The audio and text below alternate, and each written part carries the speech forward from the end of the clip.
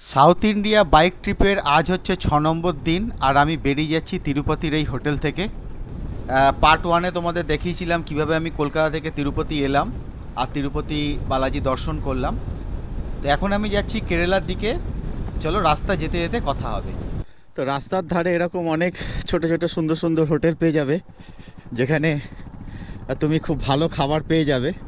এখানে যেমন পুরি সবজি পেয়ে গেলাম, যেহেতু এটা তোমার তিরুপতির আশেপাশে, তো এখানে সবই খুব সুন্দর ভেজ খাবার পাওয়া যায়। তো তিরুপতি থেকে আমি এখন যাচ্ছি কেরালার দিকে, যেটা 700 কিলোমিটার।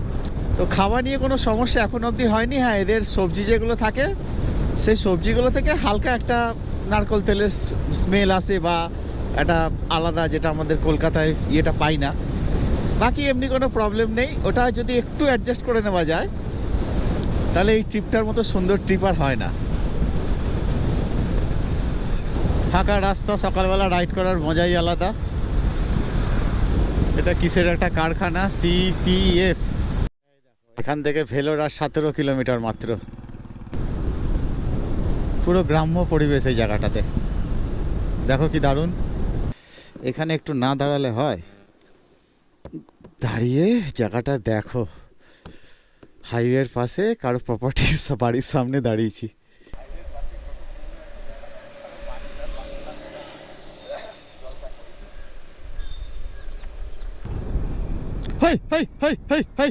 অন্ধ্রপ্রদেশ ক্রস করে এখন আমি তামিলনাড়ু স্টেটে আছি।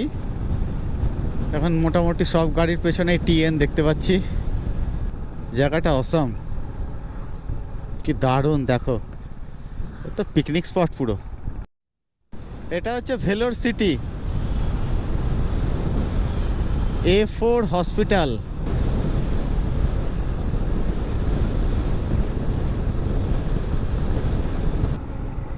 এরোপ্লেনের ডানা মনে হয়। আরে বাস বিশাল লম্বা। এখান থেকে রাস্তাটা দুদিকে কাট হয়েছে, রাইট সাইডে ব্যাঙ্গালোর আর লেফট সাইডে সালেম। তো আমাকে সালেমের রুটটা নিতে হবে, ঠিক আছে। এই সালেম মনে হয় এয়ারপোর্ট আছে, পরপর পরপর প্রচুর ডানা দেখতে পেলাম, মানে প্লেনের ডানাগুলো দেখো প্রচুর। আর 40-45 কিলোমিটার গেলেই সালেম ঢুকে যাব। যাওয়ার আগে ভিউটা অসম্ভব সুন্দর। সালেমে আমি চলে এলাম। এবার এখানে একটা রুম নিয়ে আজকে এখানে স্টে করব ভাবছি।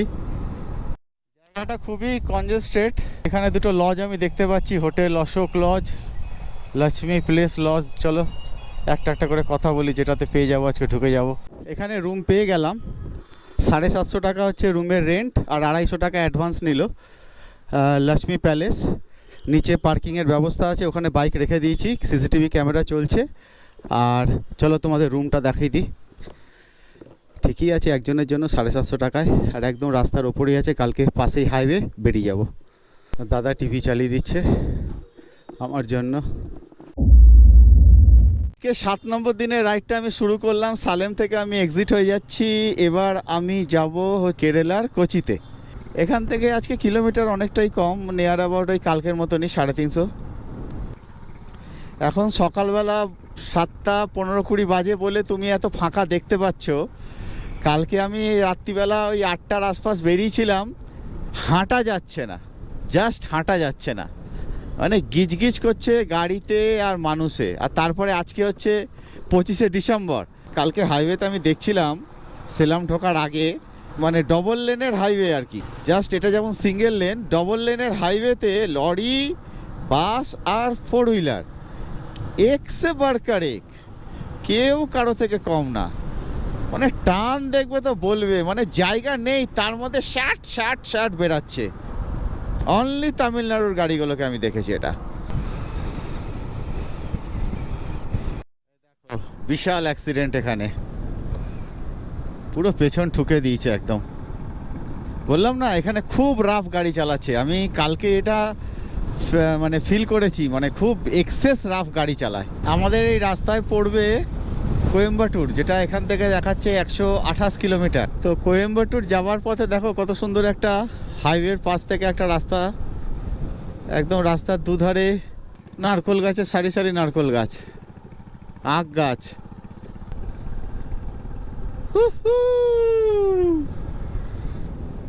ভাল লাগছে, অনেকক্ষণ হাইওয়েতে চালাচ্ছিলাম, এখন এরকম রাস্তা বেশ ভালো লাগছে। রাস্তায় একটা কত সুন্দর সাউথ ইন্ডিয়ান টেম্পল।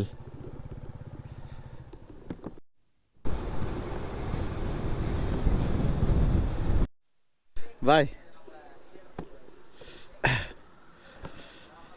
তো এখানে একটু হালকা করে টিফিন করে নিলাম। হ্যাঁ বাই।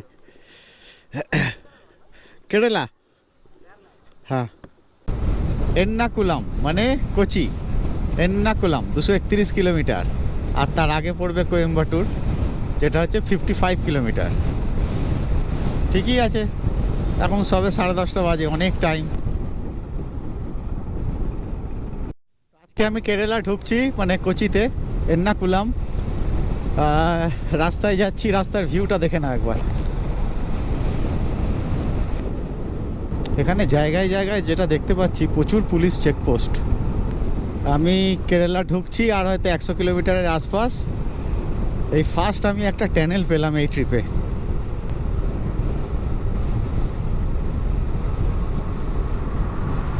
বাহ, দারুণ।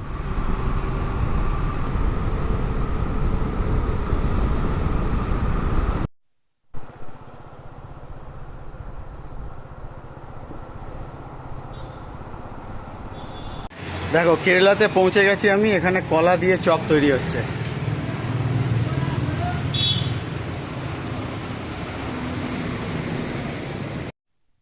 কোচি অলমোস্ট ঢুকে গেছি। এই দেখো কোচির ভিউ। তবে কোচি ঢোকার পূর্বে কিন্তু ভালো জ্যাম ছিল, মানে অনেকক্ষণ জ্যামে আটকেছিলাম। কোচিতে আমি চলে এসেছি, এখানে একটা রুম পেয়ে গেলাম, গ্রিনেস্ট রুমস।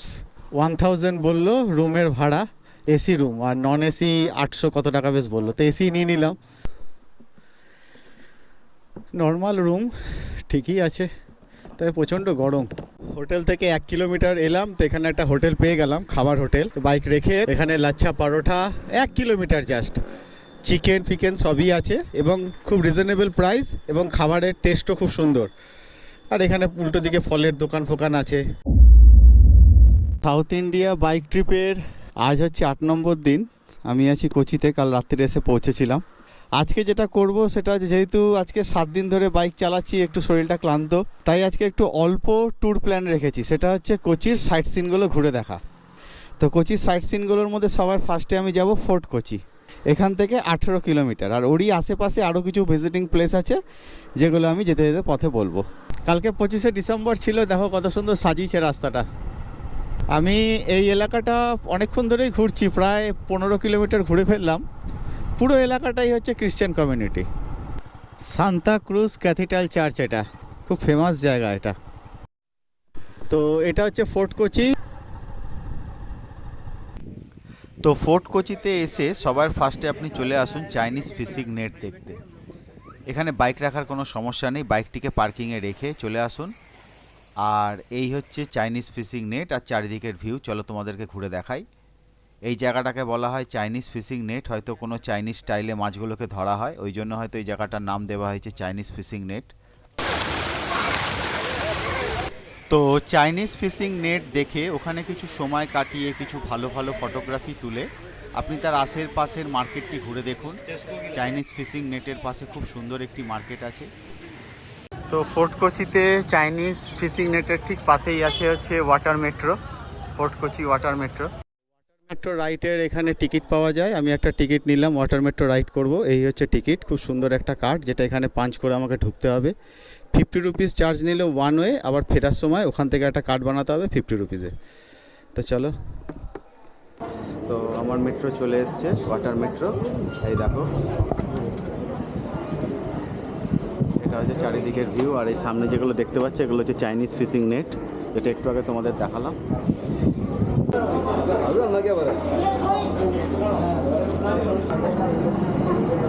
এই যে বাইরে থেকে ওয়াটার মেট্রো রাইড দেখতে এরকম হয়।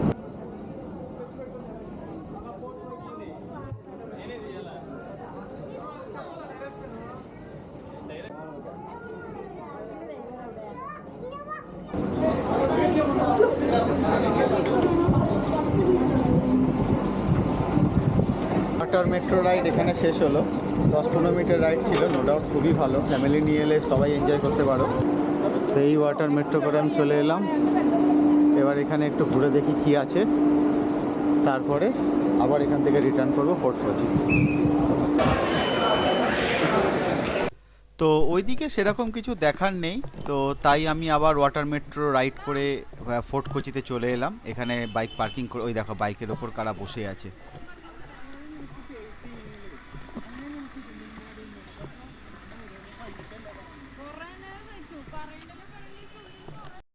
মেট্রো রাইড করে এবার আমি চলে এলাম আবার ফোর্ট কোচিতে। এখানে বাইকটা আমি রেখেছিলাম, বাইক রাখার এখানে কোনো সমস্যা নেই, অ্যাভেলেবেল পার্কিং।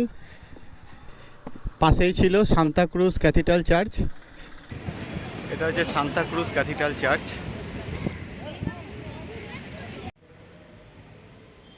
তো এর পরের ডেস্টিনেশন হচ্ছে সেন্ট ফ্রান্সিসকো চার্চ, যেখানে ভাস্কো ডি গামার সমাধি রাখা আছে, এবং এটা ইউরোপের সবথেকে পুরনো চার্চ, সবথেকে পুরনো চার্চ বলা হয়। এটা হচ্ছে সেন্ট ফ্রান্সিসকো চার্চ।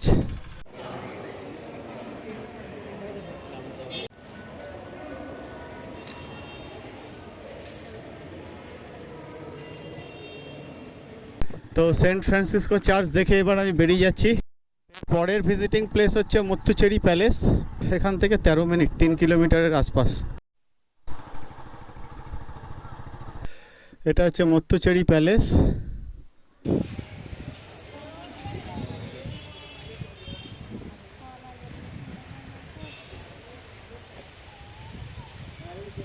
মুত্তুচেরি প্যালেস দেখে এবার আমি এক্সিট হয়ে যাচ্ছি। জাস্ট ভেতরে একটা মিউজিয়াম টাইপের আছে, খারাপ না, এলে ভিজিট করতেই পারো। তো এটা হলো আজকে আমার last destination, Indian navy museum. তো চলো ভিজিট করি। এর পাশে একদম ফ্রি লকার দেওয়া আছে, আমাকে দিল এই হেলমেটটা রাখার জন্য।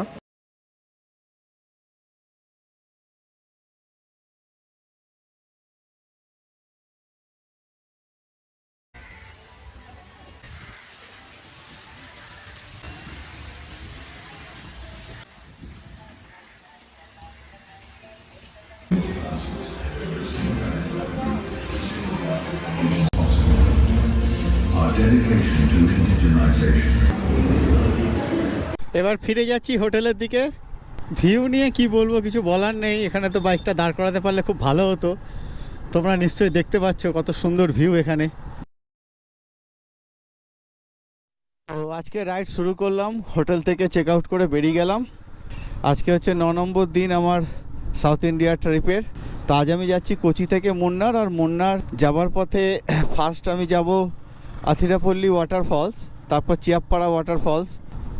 Kochi to Munnar near about 130 কিলোমিটারের আশপাশ, কিন্তু যেহেতু ওয়াটারফলসটা দেখে যাব ওই জন্য কিলোমিটার একটু এদিক ওদিক হবে। ফার্স্ট ডেস্টিনেশন আজকের আথিরাপল্লী ওয়াটারফলস, যেটা এখান থেকে কিলোমিটার দেখাচ্ছে নিয়ার অ্যাবাউট 62, টাইম দেখাচ্ছে 2 আওয়ার্স অ্যাপ্রক্স।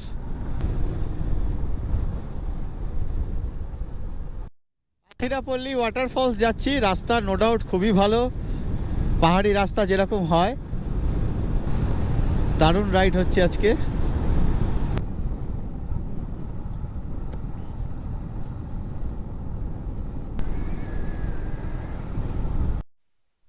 তো আমি চলে এসেছি নিয়ার অ্যাবাউট 63 কিলোমিটারের অ্যাপ্রক্স হবে। এই রাস্তা দিয়ে ওপর দিকে উঠে এসে এখানে হচ্ছে বাইক পার্কিংয়ের জায়গা আছে, আর ওয়াটারফলস মনে হচ্ছে এদিকে। ওয়াটারফলস যাওয়ার আগে এখানে একটা টিকিট কাউন্টার, যেখানে 60 রুপিস হচ্ছে চার্জেস আছে, আর হেলমেট বা লাগেজ যদি কিছু রাখতে চাও এখানে রেখে দিতে পারো। এটা হচ্ছে আথিরাপল্লী ওয়াটারফলস। তোমরা ওয়াটারফলস দেখতে পাচ্ছ না, তার কারণ হচ্ছে আমিও দেখতে পাচ্ছি না। তার কারণ হচ্ছে এটা ডিসেম্বর মাসের আজকে 27 তারিখ, যেটা এখানে লোকাল লোককে জিজ্ঞাসা করে বুঝতে পারলাম। সেটা বলছে যে জুন মাসে নাকি এখানে প্রচুর বৃষ্টি হয় এবং জলের প্রভাব থাকে, তখন ড্যামটা মানে ড্যাম খোলা থাকে, ওয়াটারফলসটা দেখে মজা পাওয়া যায়। কিন্তু এখন ড্যামটা নাকি বন্ধ করা আছে, ওই জন্য ওয়াটার লেভেল একদমই কম, আর ওয়াটারফলস দেখা যাচ্ছে না। তো এখান থেকে এবার আস্তে আস্তে নেমে যাচ্ছি। বাইক পার্কিংয়ে কোনো চার্জেস লাগে না, খালি এন্ট্রি ফ্রি 60 রুপিস। তবে ডিসেম্বর মাসে এসে কোনো লাভ নেই, বেকার আসা। এক তো এটা মুন্নার যাওয়ার রুটে পড়ে না, একটা আলাদা রুট দিয়ে যেতে হয়, দেখে আবার তোমাকে বেশ কিছুটা ব্যাক করে তারপর আবার মুন্নার রেড রোড ধরতে হবে। তো যদি ডিসেম্বর মাস বা জানুয়ারি মাসে আসো আমি বলবো এটা স্কিপ করে যেতে পারো, বেকার আসা, সময় নষ্ট, আর দেখার সেরকম কিছুই নেই। এটা নাকি এলিফ্যান্ট ফরেস্ট বলছে, আর আমি আছি বাইকে, বুঝতে পারছো অবস্থা।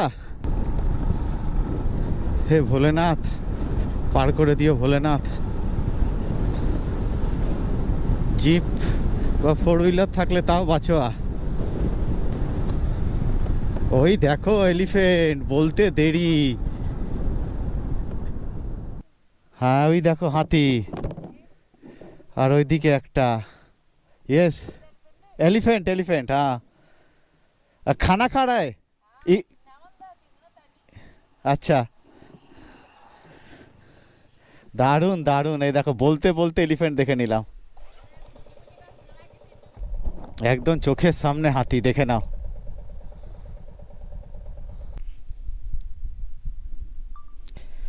মুন্নার যাওয়ার পথে দেখো রাস্তায় কি পেলাম, এটা হচ্ছে এলিফ্যান্ট ফরেস্ট। এই দেখো দাঁড়িয়ে আছে, দেখছে আমাকে। ফরেস্টের মধ্যে আমি একা, কেউ নেই, আর এইদিকে দেখো দুখানা। এই দেখো, তাড়া করলে আর কিছু করার নেই, পালাই এখান থেকে। একটা অদ্ভুত প্রাপ্য হলো আজকে আমার। ও ভাবতে পারিনি, বলতে বলতে পেয়ে গেছি।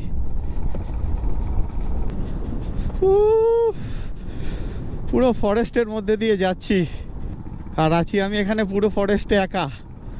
আগে পিছে তো কাউকে দেখতে পাচ্ছি না, 2-4টে গাড়ি থাকলে তাও বাঁচোয়া। দেখো এখানে আনারস চাষ হচ্ছে, পুরো আনারসের ক্ষেত এটা। দেখো ভর্তি আনারস গাছ, কি দারুণ লাগছে দেখো। বসন্তে সব ঝরা পাতা ঝরে গেছে।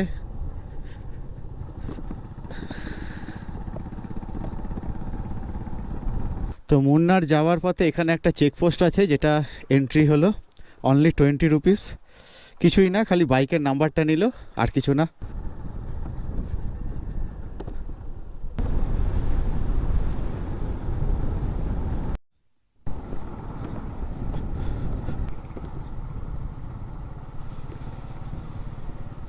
এটা হচ্ছে আজকে আমার সেকেন্ড ডেস্টিনেশন। যাক, এই ওয়াটারফলসটাতে তাও একটু জল দেখা গেল। মুন্নার যাওয়ার পথে, একদম মুন্নার যাওয়ার পথেই পড়বে।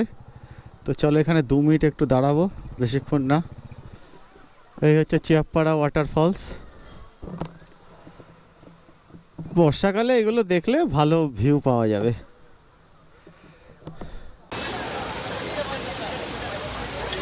চিয়াপাড়া ওয়াটারফলস দেখে এবার আমি মুন্নার যাচ্ছি। ওয়াটারফলস থেকে 45 কিলোমিটার মুন্নার। এখানে জিপ লাইনিং হয়, ওই জন্য এত জ্যাম এই জায়গাটাতে। এখান থেকে আর 21 কিলোমিটার মুন্নার। এটা হচ্ছে চকলেট ফ্যাক্টরি, আর হচ্ছে স্পাইসি মার্কেট মুন্নার। মুন্নার যাবার পথে পুরো রাস্তা খারাপ, পুরো রাস্তায় কাজ হচ্ছে। ধুলো ছাড়া আর কিছু নেই, নিশ্চয়ই তোমরা দেখতে পাচ্ছ। দেখো অবস্থা, বুঝেছো, পুরো রাস্তা ব্লক করে কাজ হচ্ছে। মুন্নার ঢোকার একদম পূর্বে চোখে পড়লো এই টি স্টেট। দেখো চা বাগান, নিশ্চয়ই দেখতে পাচ্ছ। যদিও এগুলো আমরা দার্জিলিংয়ে প্রচুর দেখেছি, তাও এটা এখানকার। এই দেখো টি স্টেট, কত চা বাগান দেখবে দেখো। এখন বাজে 4টে। এটা হচ্ছে Munnar hotel SN super deluxe family room. যাই হোক, এখানে পেয়ে গেলাম একটা রুম। পুরো সিজন টাইম চলছে বলে কোথাও কোনো রুম নেই। আজকে শনিবার, 25 ডিসেম্বর, পরশু দিন গেছি, আজকে 27 ডিসেম্বর। তারপরে নিউ ইয়ার আসছে, চারিদিকে একদম গিজগিজ করছিল। 800 টাকা 900 টাকার যে রুম হওয়ার কথা, সেই রুম 1500 টাকা নিলে। এখন কিছু করার নেই, মুন্নারে এসে যখন গেছি রুম তো নিতেই হবে আমাকে। তো এখানে বাইক পার্কিং করে দিই। তো এই রুমটা নিয়ে নিলাম, একটু ভেতর দিকে কনজেস্টেড, কিছু করার নেই এখন।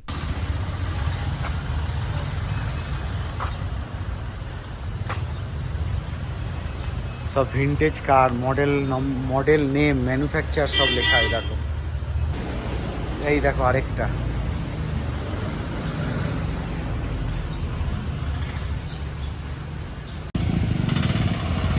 এখন 6টা বাজে, দেখো আলো দেখো।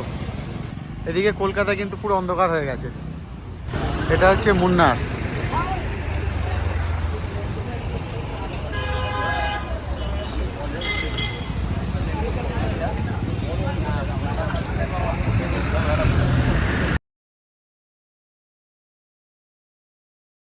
এখন সকাল মোটামুটি 5:30 পৌনে 6টা বাজে। দেখো এখানে টেম্পারেচার দেখাচ্ছে 10 ডিগ্রি টেম্পারেচার এখন, মানে ভালো ঠান্ডা আছে। তো মুন্নারের কিছু লোকাল সাইট সিনে আমি বেরিয়ে পড়লাম। এখন সকাল 5:30 বাজে, প্রচণ্ড ঠান্ডা। আর গুগল ম্যাপে নিশ্চয়ই তোমরা দেখতে পাচ্ছ পাহাড়ি রাস্তা, পুরো আঁকাবাঁকা পাহাড়ি রাস্তা। আমি এসে গেছি আনামুদি ভিউ পয়েন্টে। এখানে একটি চার্চ আছে, সেন্ট পলস চার্চ। সামনে একটি সুন্দর মন্দির আছে। এটা একটা ভিউ পয়েন্ট। আর চারিদিকে যেগুলো দেখতে পাচ্ছ টি স্টেট, আরও উপরে ছোট ছোট কিছু ভিউ পয়েন্ট আছে। এখানে আছে একটা ন্যাশনাল পার্ক। বাইক নিয়ে উপরে যাওয়া যাবে, রাস্তাটা দেখলাম ঠিকঠাক আছে। মুন্নার তো কেরালার একটা ভালো হিল স্টেশন, যেখানে প্রচণ্ড ঠান্ডা পড়ে, মানে হাত ঠান্ডায় কিন্তু জমে যাচ্ছে। 6-7 ডিগ্রি টেম্পারেচার তো এখানে হবেই হবে। আজকে ডিসেম্বর মাসের 28 তারিখ।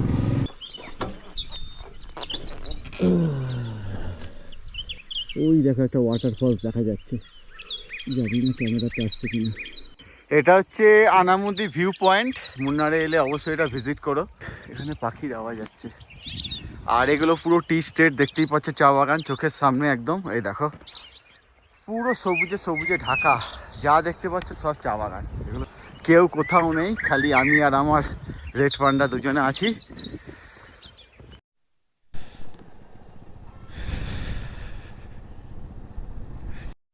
পরের ভিজিটিং প্লেস হওয়া উচিত এর্নাভিকুলাম ন্যাশনাল পার্ক। আমার ন্যাশনাল পার্ক ঘোরার কোনো ইচ্ছে নেই, তোমরা এলে অবশ্যই ভিজিট করতে পারো এর্নাভিকুলাম ন্যাশনাল পার্ক। এখানকার কিন্তু একটা খুবই বিখ্যাত জায়গা। আর না, ও হ্যাঁ, মুত্তুপটি ড্যাম জানা চাতে। মুত্তুপটি, আচ্ছা আচ্ছা। এর পরের ডেস্টিনেশন হচ্ছে মুত্তুপটি ড্যাম। মুন্নারে এরকম প্রচুর টি স্টেট পড়বে, যেখানে গাড়ি দেখবে দাঁড়িয়ে আছে, পর্যটকরা ছবি তুলছে। মুত্তুপটি ড্যাম যাবার সময় তোমার রাস্তায় পড়বে হচ্ছে চকলেট ফ্যাক্টরি আর স্পাইসি সুপার মার্কেট। তো এইটাই হচ্ছে মুত্তুপেটি ড্যাম।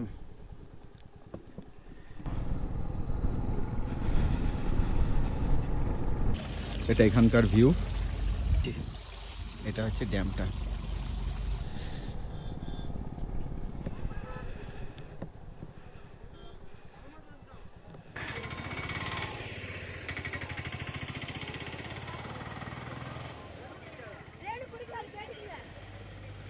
সাউথ ইন্ডিয়া ট্রিপে তুমি সবসময় গরমই পাবে। আর কেরালা মধ্যে মুন্নার হচ্ছে একটি হিল স্টেশন, যেখানে অসম্ভব সুন্দর ভিউ পাবে, প্লাস প্রচণ্ড ঠান্ডা পাবে। এটা প্রায় নিয়ার অ্যাবাউট 8,000 ফিট হাই অল্টিটিউডে আছি এখন আমি। চারিদিকে ছোট ছোট টি স্টেট, সবুজে সবুজে ভরা, পাহাড়ের মধ্যে আঁকাবাঁকা রাস্তায় বাইক রাইড করতে অসম্ভব সুন্দর লাগবে। তো আজকের দিনে সকালে আমি বেরিয়ে পড়েছিলাম। বেরিয়ে পড়ে মোটামুটি মুন্নারের কিছু লোকাল সাইট সিন ঘুরে নিয়ে এখন আমি হোটেলে ফিরে যাচ্ছি। লাগেজ বেঁধে এখান থেকে বেরিয়ে যাব আমি থেক্কাডি।